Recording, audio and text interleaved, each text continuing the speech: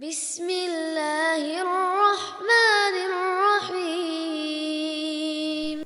Bismillahirrahmanirrahim. Assalamualaikum warahmatullahi wabarakatuh. Baik, saya Anissa Bunga Pertiwi mewakili dari kelompok 3, yaitu membahas materi tentang media visual. Oke, yang pertama itu adalah pengertian dari media visual. Menurut Pak Daryanto, media visual artinya semua alat peraga yang digunakan dalam proses belajar yang boleh dinikmati melalui panca indera mata. Media visual memegang peranan yang sangat penting dalam proses pembelajaran di kelas. Lalu, media visual bisa mempercepat pemahaman dan pengukuhan ingatan. Visual dapat pula menumbuhkan minat pelajar dan dapat memberikan hubungan antara isi kandungan pelajaran dengan dunia nyata. Lalu jenis-jenis media visual. Jenis-jenis media visual itu terbagi menjadi dua. Yang pertama itu adalah media yang tidak diproyeksikan. Yang pertama itu adalah media realita. Media realita adalah benda nyata. Benda tersebut tidak harus dihadirkan di ruangan kelas, tetapi siswa dapat melihat langsung ke objeknya. Kelebihan dari media realita ini adalah dapat memberikan pengalaman nyata kepada siswa. Misalnya ketika kita lagi belajar bangun ruang. Bila di dalam kelas itu benda mana atau alat mana yang bisa kita gunakan sebagai media realitanya. Lalu yang kedua itu adalah model. Model adalah benda tiruan dalam wujud 3 dimensi yang merupakan representasi atau pengganti dari benda yang sesungguhnya. Penggunaan model untuk mengatasi kendala tertentu sebagai pengganti realita. Lalu yang ketiga itu adalah media grafis. Media grafis itu adalah tergolong media visual yang menyalurkan pesan melalui simbol-simbol visual. Fungsi dari media grafis adalah menarik perhatian, memperjelas sajian pelajaran, dan mengilustrasikan suatu fakta atau konsep yang mudah terlupakan jika hanya dilakukan melalui penjelasan verbal. Lalu yang kedua itu dari jenis-jenis media visual itu adalah media yang bisa diproyeksikan. Yang pertama itu adalah transparansi OHP, yaitu merupakan alat bantu mengajar tatap muka sejati. Sebab tata letak ruang kelas tetap seperti biasa, guru dapat bertatap muka dengan siswa tanpa harus membelakangi siswa. Teknik pembuatan media transparansi ini adalah yang pertama itu mengambil dari bahan cetak dengan teknik tertentu, atau kita bisa membuat teknik manual.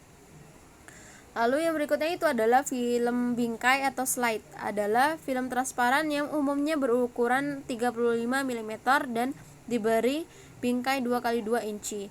Dalam satu paket berisi beberapa film bingkai yang terpisah satu sama lain.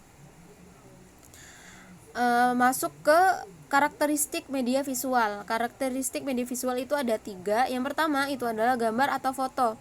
Gambar merupakan benda visual yang penting dan mudah didapat. Dikatakan penting sebab ia dapat mengganti kata verbal atau mengkonkretkan yang abstrak dan mengatasi pengamatan manusia. Ini sangat berguna ketika kita mempelajari khususnya itu adalah bidang matematika. Ketika dia ada pengamatannya atau mengkonkretkan yang abstrak, itu bisa digunakan gambar atau foto. Lalu yang kedua itu adalah sketsa, yaitu gambar sederhana atau draft kasar yang melukiskan bagian-bagian pokok dari suatu bentuk gambar. Gambar yang terbentuk dari hubungan-hubungan garis tanpa detail itu dapat digunakan hampir semua tingkat pelajaran dan kecerdasan. Lalu yang ketiga itu adalah diagram. Diagram yaitu gambaran sederhana yang dirancang untuk memperlihatkan hubungan timbal balik yang biasanya disajikan melalui garis-garis simbol. Sebuah diagram merupakan susunan garis-garis dan lebih menyerupai peta daripada gambar. Lalu yang berikutnya fungsi dari media visual. Yang pertama, kita bisa memperkenalkan, membentuk atau memperkaya serta memperjelas pengertian atau konsep yang abstrak kepada siswa. Ketika misalnya di dalam kelas itu lagi mempelajari bidang datar, bisa kita memahamkan konsep kepada siswa itu melalui gambar persegi panjang. Siswa kita suruh mengamati gambar persegi panjang, maka mereka akan lebih jelas dan lebih jelas untuk konsep persegi panjang itu tersebut.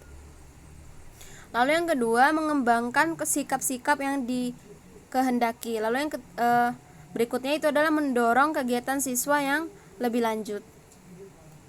Oke, kelebihan dari media visual itu sendiri itu adalah 6.